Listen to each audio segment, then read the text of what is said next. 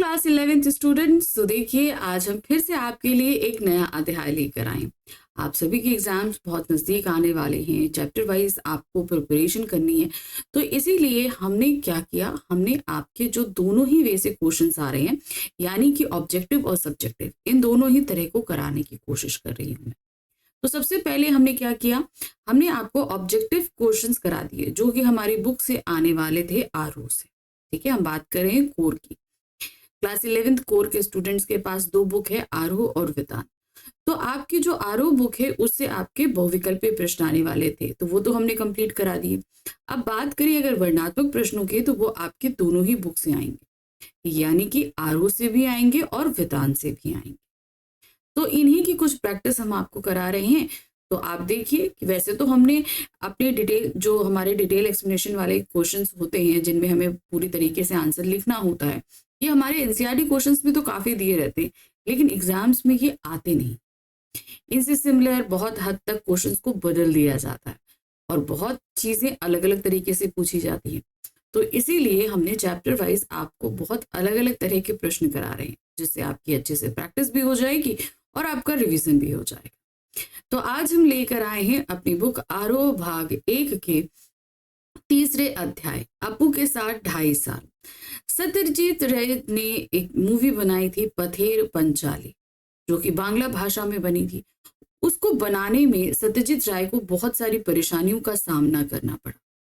इन्हीं परेशानियों का और इन्हीं सारी चीजों, बाधाओं को का उन्होंने जो सामना किया उसी इस पार्ट में, यानी कि अपू के साथ 2.5 साल में उन्होंने लिखा। अब इसका नाम क्यों रखा गया, क्योंकि पथेर पंचाली का जो नायक था वो था उसका हीरो छोटा सा बच्चा अपू। और 2.5 साल इसलिए क्योंकि इस फिल्म को बनाने में करीबन 2.5 साल का वक्त लगा। अब इसका रीजन भी चैप्टर में सत्यजीत रे ने बताया कि किस तरीके से वो एक विज्ञापन कंपनी में काम करते थे। जब उनके पास पैसे जुट जाते तो शूटिंग होती, पैसे खत्म हो जाते तो शूटिंग रोक दी जाती थी। तो इसने टाइम गैप में बनाने के कारण काफी परेशानियां आई। तो चलिए, वो परेशानियां तो हमने जान ली, समझ ली, लेकिन इन पर क्वेश्चन किस तरीके से बनेगा वो देखते हैं। ठीक है, तो आज करीबन आपके सामने 15 प्रश्न हम लेकर आए हैं। इन प्रश्नों को हम करेंगे। ठीक है, तो पहला प्रश्न है हमारे पास में, फिल्म के किन्हीं 3 दृश्यों को लिखिए जिनसे निर्देशक की समझदारी का पता चलता है। यानी कि हमारे जो सत्यजीत रे, जो इस पाठ के जो लेखक भी हैं और पथेर पांचाली के निर्देशक भी हैं, जब उन्हें इस फिल्म को बनाने में इतना समय लगा तो उसकी वजह से बीच में कई कैरेक्टर्स की मौत हो जा रही थी, जैसे कि वो मिठाई वाला था। इसके अलावा कुत्ता भूलो, उसकी भी मृत्यु हुई। तो इनके एवज में इनको दूसरे कैरेक्टर्स लेने पड़े, जो मतलब कहते हैं ना, उनके कद काठी का, रंग रूप का वैसा ही व्यक्ति था, लेकिन शूटिंग करते समय थोड़ी सी चालाकी के जरिए जो दर्शक थे वो इन सारे फर्क को नहीं देख पाए।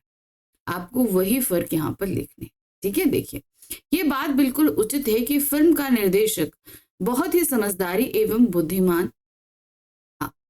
जैसे कि पहली बात देखने तो फिल्म में जब श्रीनिवास का किरदार निभा रहे व्यक्ति की अकस्मात मृत्यु हो जाती है, तो जो मिठाई वाला था श्रीनिवास, उसकी मृत्यु हो जाती है और हूबहू दिखने वाले व्यक्ति को खोज नहीं पाती।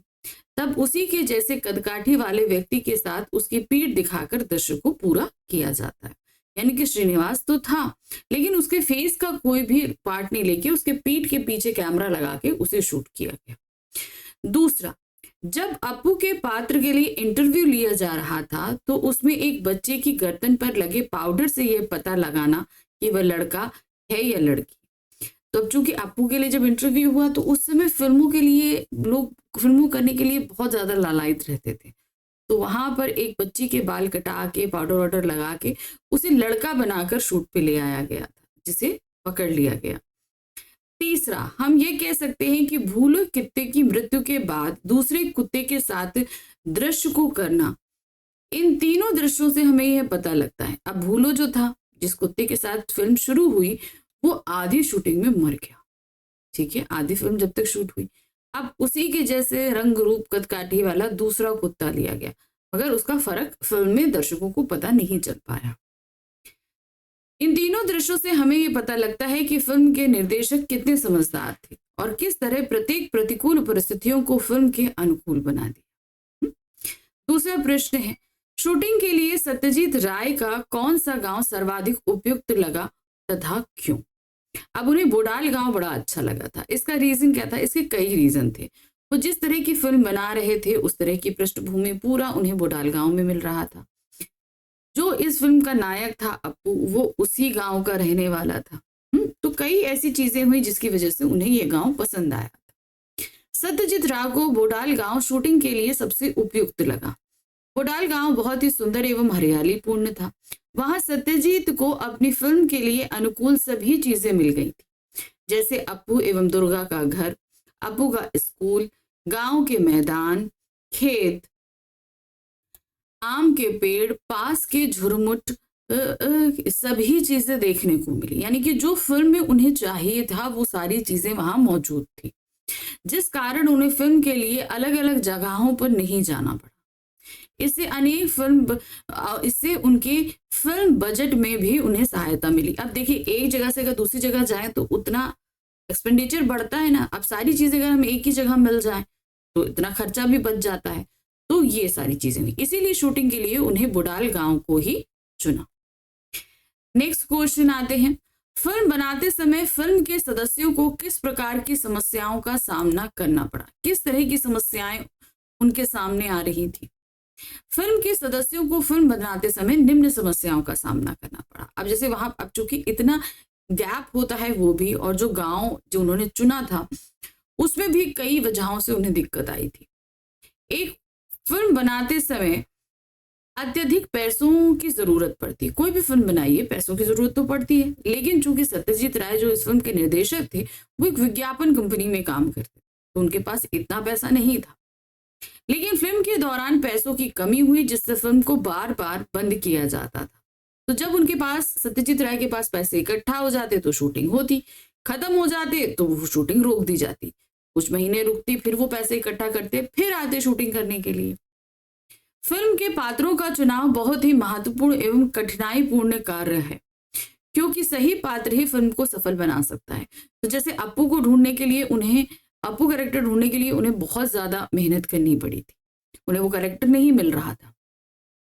बदलते मौसम, पर्यावरण समस्याएं, बाहर के क्षेत्रों में वह जगह ढूंढना जहां फिल्म की शूटिंग हो सके। अब मौसम के अनुसार चीजों को ढालना, सारी चीजें करना, ये भी एक बहुत बड़ी समस्या का सामना उन्हें करना पड़ा था। शूटिंग के दौरान सारी चीजों की व्यवस्थाओं को देखना। अब चूंकि इतने सारे लोग एक जगह जुट के काम करते हैं तो सारी चीजें पूरा प्रॉपर वे में होनी चाहिए। उसके लिए उन्होंने घर ढूंढा, उसमें जिसमें एडिटिंग होती थी, साउंड रिकॉर्डिंग होती थी, तो बहुत सारी ऐसी चीजें थी कि सब चीजों को एक लाइनअप करना, उनको अरेंज करना उनके लिए समस्याएं बनी थी। प्रश्न संख्या 4 है, फिल्म की शूटिंग को पूरा होने में कितना समय लगा और क्यों? तो फिल्म की शूटिंग को पूरा होने में करीबन पूरा 2.5 साल लगा था, जैसे कि हमें इस पूरे पार्ट के शीर्षक से ही पता है। इसका सबसे बड़ा रीजन था पैसों की कमी, पैसों की समस्या, है ना।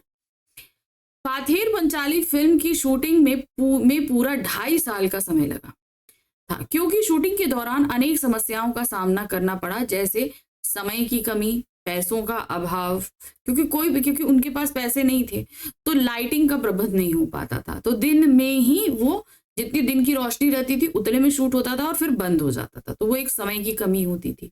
पैसों का अभाव तो था ही, कलाकारों का चयन एवं टेक्नोलॉजी की कमी, उनके पास इतनी अच्छी जो तकनीक थी वो नहीं थी, टेक्नोलॉजी नहीं थी। इसकी सबसे बड़ा रीजन पैसे की कमी। भाई पैसा हो उतनी अच्छी टेक्नोलॉजी आ जाए।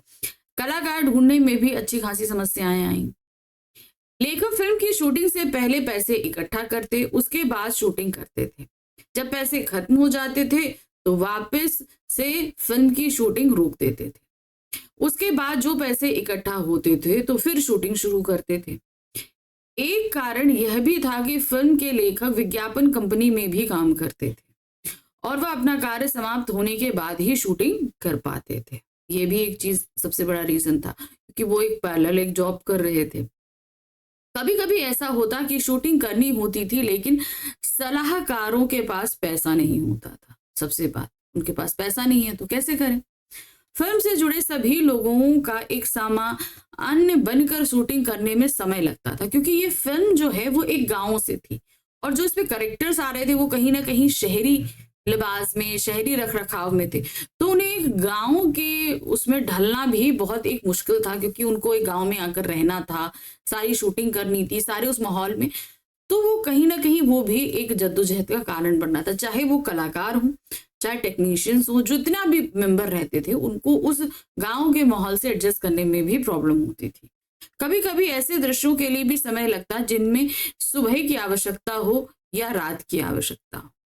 अब जैसे क्या होता है भाई, टेक्निक, अगर हमारे पास टेक्निक है तो हम दिन में भी अंधेरा कर सकते हैं, और अगर टेक्निक है तो रात में भी उजाला कर सकते हैं।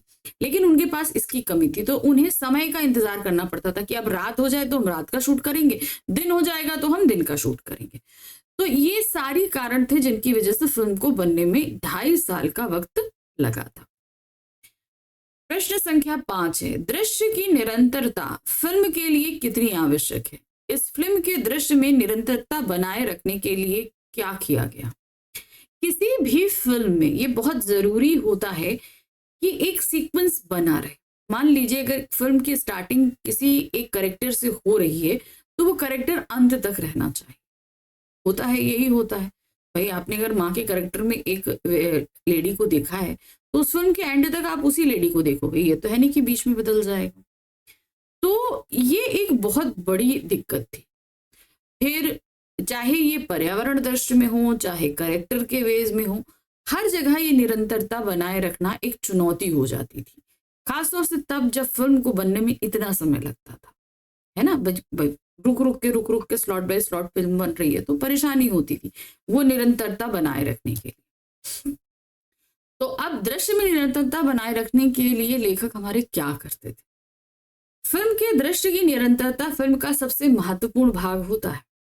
किसी फिल्म के दर्शक तभी प्रभावित होते हैं जब उसके दृश्यों में निरंतरता होती है। पाथेर पांचाली के दर्शक निरंतरता पर बहुत ही ज्यादा ध्यान दिया गया था। एक बार निर्देशक को काश के फूलों का दृश्य फिल्माना था। काश के फूल सफेद होते हैं, है ना। पहली बार में पूरा दृश्य एक साथ शूट नहीं किया जा सका। अब उन्होंने कहा कि हम एक बार में शूट कर लें, तो नहीं कर पाए और शूटिंग के दौरान 1 हफ्ते का गैप आ गया। अब क्या हुआ कि भाई शूटिंग करी उन्होंने उस दिन, ये पूरा जो काश के फूलों के बीच जो शूट करना था वो पूरा एक दिन में शूट नहीं हो पाया, अब वो रह गया। तो अब दूसरे दिन का शूट करने के लिए उन्हें 1 हफ्ते का समय लग गया। अब जब वो लौट के आए तो देखा काश के फूलों को सारे जानवर खा गए थे। 1 हफ्ते में जानवरों ने काश के फूल खा लिए। इसी वजह से लेखक को इस दृश्य के एक भाग को दूसरे भाग से मिलाने के लिए कई महीनों का इंतजार करना पड़ा, क्योंकि अब जब उसको जानवरों ने खा लिया तो अब दोबारा जब वो काश के फूल उगेंगे तभी तो वहां शूटिंग हो पाएगी। तो अब उस दृश्य को पेंडिंग में रखा निर्देशक ने, और जब दोबारा काश के फूल बिल्कुल वहां पे उग गए तो फिर वहां पर दोबारा शूट हुआ। प्रश्न संख्या 6, अप्पू नाम के लड़के के चयन के लिए सत्यजीत ने क्या किया था और अप्पू के पात्र के लिए कैसे सही लड़का चुना गया? तो भाई अप्पू के पात्र को सही लड़का चुनने के लिए उन्होंने ऑडिशन का इंतजाम किया था, पेपर में ऐड छपवाया था, सब कुछ किया था और ऑडिशन और ऑर्गेनाइज कराया था। लेकिन उसमें भी इनको सही लड़का नहीं मिल पाया, तो इनकी जो पत्नी है उन्होंने पड़ोस में रहने वाले एक लड़के को उनकी फिल्म के लिए एकदम सही कैरेक्टर देखा, है ना। अप्पू नाम के लड़के के पात्र के लिए 6 साल के लड़के की आवश्यकता थी। उस पात्र के लिए बच्चे के चयन के लिए सत्यजीत राय ने अखबार में विज्ञापन दिया और रास बिहारी एवेन्यू बिल्डिंग का नाम है में एक कमरा लेकर बच्चों का इंटरव्यू लिया, परंतु कोई भी उनके हिसाब से अप्पू के पात्र के लिए सही नहीं बैठ रहा था। सत्यजीत राय जब अप्पू के पात्र के लिए बच्चों का इंटरव्यू ले रहे थे तब उसी समय एक व्यक्ति अपनी बेटी का बाल कटवाकर उसे इंटरव्यू के लिए ले आया था।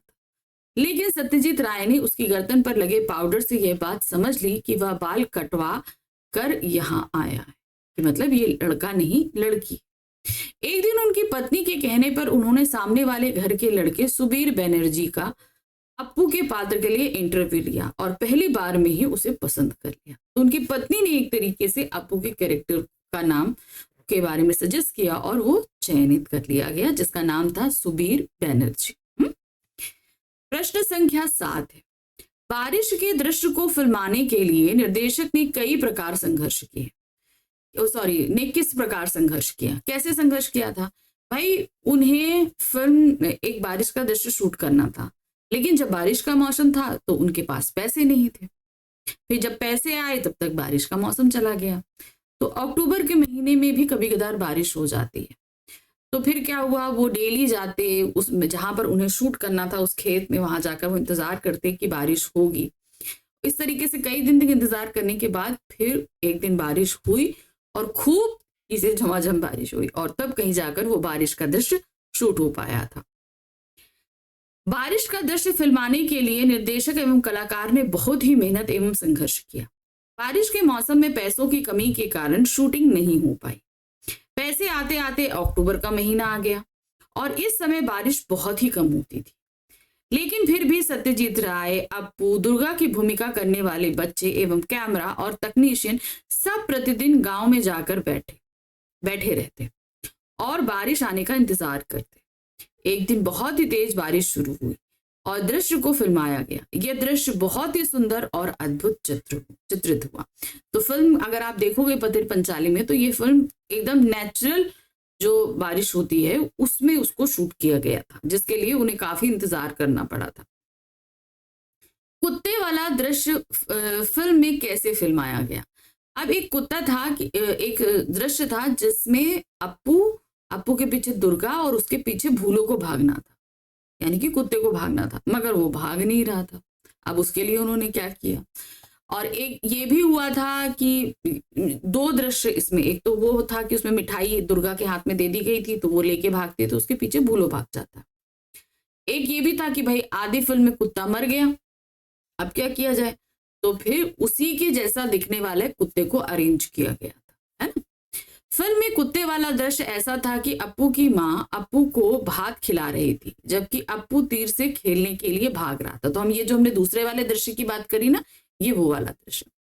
माँ उसके पीछे दौड़ती है, भूलो कुत्ता वहां खड़ा है और सब कुछ देख रहा है, उसका ध्यान भात की थाली की ओर जाता है। इतना दृश्य पहले एक कुत्ते पर फिल्माया गया, ठीक है।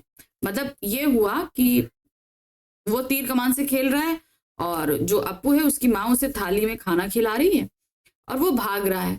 तो वो जो है अब खाना नहीं खाता, माँ उसके पीछे जाती है।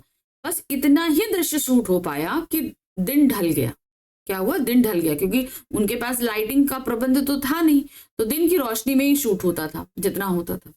अब तो ये हुआ कि अब इसके आगे का दृश्य नेक्स्ट टाइम, फिर पैसे खत्म हो गए, फिर वो टाइम गैप हुआ, फिर जब दोबारा आए शूट करने तो पता चला भूलो मर गया। इतना दृश्य पहले कुत्ते पर फिल्माया गया। इसके बाद भी दृश्य में अप्पू की माँ बचे हुए चावल गमले में डाल देती है और भूलो वो भात खा जाता है, परंतु यह दृश्य दूसरे कुत्ते के साथ फिल्माया गया क्योंकि पहले कुत्ते की मृत्यु हो गई थी, ठीक है। तो अब जब वो भात क्या होता है, वो भात गमले में डाल देती है और उस गमले के भात को भूले को खाना था। लेकिन अब ये दृश्य फिल्माने के लिए बीच में आया गैप, और जिस दौरान कुत्ता भूलो मर गया, फिर दूसरे कुत्ते का प्रबंध करके वहां पर फिल्माया गया। तो इस तरीके से एक जो है निरंतरता बनाए रखने के लिए ये दृश्य भी हुआ था। अप्पू के साथ 2.5 साल संस्मरण का प्रतिपाद्य लिखिए। अब प्रतिपाद्य जो होता है उसमें हमें ये नहीं लिखना होता कि भाई उस फिल्म के उस पूरे पार्ट में हुआ क्या है, हमें लिखना होता है कि भाई इस फिल्म में क्या बताने की कोशिश की गई, यानी कि इस फिल्म के उस पूरे पार्ट के आसपास की बात। अप्पू के साथ 2.5 साल नामक संस्मरण पथेर पांचाली फिल्म के अनुभवों से संबंधित है, जिसका निर्माण भारतीय फिल्म के इतिहास में एक बड़ी घटना के रूप में दर्ज है। इससे फिल्म के सृजन और उसके व्याकरण से संबंधित कई बारीकियों का पता चलता है। देखिए, क्योंकि अब इसे क्यों उतना किया, क्योंकि उस समय इतनी टेक्नोलॉजी थी नहीं, इतने टाइम गैप में मूवी शूट हो रही थी, तो बहुत सारी परेशानियां आ रही थी, लेकिन उन परेशानियों से लड़ते हुए भी फिल्म इतनी बढ़िया शूट हुई कि वो डिफरेंसेस कहीं पता नहीं चल रहे थे। यही नहीं, जो फिल्मी दुनिया में अपने ग्लैमर से चुंधियाती हुई जान पड़ती है, उसका ऐसा सच हमारे सामने आता है जिसमें साधनहीनता के बीच अपनी कला दृष्टि को साकार करने का संघर्ष था। यानी कि हमें ये फिल्म लगती है, अरे बहुत पैसा है, बहुत चकाचौंध है, लेकिन इस पार्ट के जरिए पता चलता है कि इस इंडस्ट्री में इतनी चकाचौंध पैसे के पीछे भी कहीं ना कहीं बहुत सारे आर्थिक दबाव रहते हैं। बहुत सारे लोग आर्थिक रूप से जो है वो संपन्न नहीं होते, लेकिन इस क्षेत्र में उतरते हैं तो उन्हें कितनी ज्यादा परेशानियों का सामना करना पड़ता है। ये पार्ट मूल रूप से बांग्ला भाषा में लिखा गया। सत्यजीत राय ने पथेर पांचाली फिल्म जो बनाई वो भी बांग्ला में थी और इस फिल्म को भी इस पार्ट को भी उन्होंने बांग्ला में ही लिखा, जिसका अनुवाद विलास गिते ने किया है। तो हम ये पार्ट जो पढ़ रहे हैं ये अनुवादित है, बांग्ला से हिंदी में अनुवादित है, जिसे विलास गिते जी ने अनुवादित किया। किसी फिल्मकार के लिए उसकी पहली फिल्म एक अनबूझ पहेली होती है। यानी अब चूंकि वो पहली बार काम कर रहा है तो उसे बहुत सारी परेशानियों का सामना करना पड़ता है। अब एक पहेली को सुलझाता है तो दूसरी पहेली सामने, यानी कि एक समस्या को सुलझाए तो दूसरी समस्या सामने। बनने या ना बन पाने की अमूर्त आशंकाओं से घिरी होती है। उसको डर लगता है कि यार ऐसा ना हो, पता नहीं फिल्म बन पाएगी नहीं बन पाएगी, क्या होगा, बहुत सारी एक शंकाएं रहती हैं। फिल्म पूरी होने पर ही फिल्मकार जन्म लेता है। पहली फिल्म के निर्माण के दौरान हर फिल्म निर्माता का अनुभव संसार इतना रोमांचकारी होता है कि वह उसके जीवन में बचपन की स्मृतियों की तरह हमेशा जीवंत रहता है, क्योंकि ये काम अपने आप में पहली बार किया जा रहा है। इतना एडवेंचरस होता है, क्यों? क्योंकि इसमें समस्याएं बहुत आती हैं। तो जैसे हमें बचपन अपना हमेशा याद रहता है ना, वैसे ये काम भी हमेशा याद रहता है। इस अनुभव संसार में दाखिल होना उस बेहतरीन फिल्म से गुजरने से कम नहीं। यानी कि जब सत्यजीत राय ने ये फिल्म बनाई तो उन्हें जो अनुभव हुआ, जो रोमांच उन्होंने जिया, जब वो इस पार्ट को लिख रहे थे तब भी उन्होंने उस रोमांच को जिया होगा। नेक्स्ट क्वेश्चन है, भूलो नामक कुत्ते के साथ शूटिंग में क्या परेशानी हुई थी? अब जो हमने पहला दृश्य कुत्ते के लिए बताया था ना कि वो भाग नहीं रहा था, परेशान कर रहा था, वो सारी चीजें। भूलो नामक कुत्ते के साथ शूटिंग के दृश्य की शूटिंग के दौरान कुत्ते को भात खाते दिखाया जाना था, परंतु उस दिन सूर्य के कारण दृश्य पूरा नहीं हो पाया क्योंकि सूर्य ढल गया। पैसे की कमी के कारण दृश्य 6 महीने तक नहीं फिल्माया जा सका। 6 महीने बाद जब वापस इस दृश्य को शूट किया जाना था तो पता चला कुत्ता मर चुका है। अब वो कुत्ता तो फिल्म में आधा शूट हो चुका था। बहुत ही मुश्किलों के साथ भूलो जैसा हूबहू दिखने वाले नए कुत्ते को ढूंढा गया एवं दृश्य को दोबारा फिल्माया गया।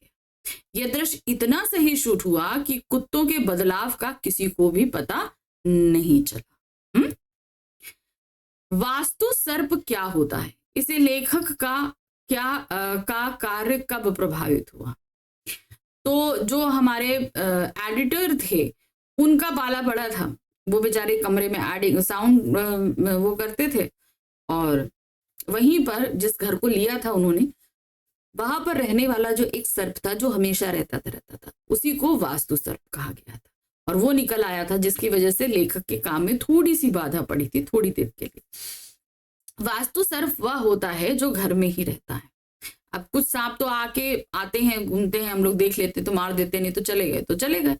कुछ क्या होते हैं वो वहीं रह जाते हैं, तो वो नुकसान नहीं पहुंचाते लोगों को, बस वहां घूमते फिरते रहते हैं। लेखक ने एक गांव में मकान शूटिंग के लिए लिया था। बुडाल गांव में ही भाई शूटिंग का काम था, तो सारे लोगों को रहना है, काम करना है, तो उसके लिए एक घर जो है किराए पे लिया था। इसी मकान के कुछ कमरों में शूटिंग का सामान था। एक कमरे में साउंड रिकॉर्डिंग होती थी जहां भूपेन बाबू बैठते थे। भूपेन बाबू जो है वो साउंड रिकॉर्डिंग का काम देखते थे। वे साउंड की गुणवत्ता बताते थे कि भाई सही है कि नहीं है।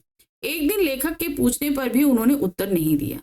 भाई वो दूसरे रूम में बैठे हैं, लेखक हमारे दूसरे रूम में बैठे हैं। अब वो जब वहां पे चलता था तो वो पूछते कि भाई साउंड कैसी है, तो भूपेन बाबू वहां से उत्तर देते थे दूसरे कमरे से। एक दिन लेखक इस कमरे से पूछ रहे हैं, भूपेन बाबू उत्तर ही नहीं दे रहे हैं। जब लोग कमरे में पहुंचे तो सांप कमरे की खिड़की से नीचे उतर रहा था। इसी डर से भूपेन बाबू जवाब नहीं दिए थे। भूपेन बाबू के सामने सांप था। अब वो इतना डरे हुए थे कि उनके मुंह से आवाज ही नहीं निकल रही थी। प्रश्न संख्या 12 है, फिल्म में श्रीनिवास की भूमिका के लिए दूसरे व्यक्ति की जरूरत क्यों पड़ी?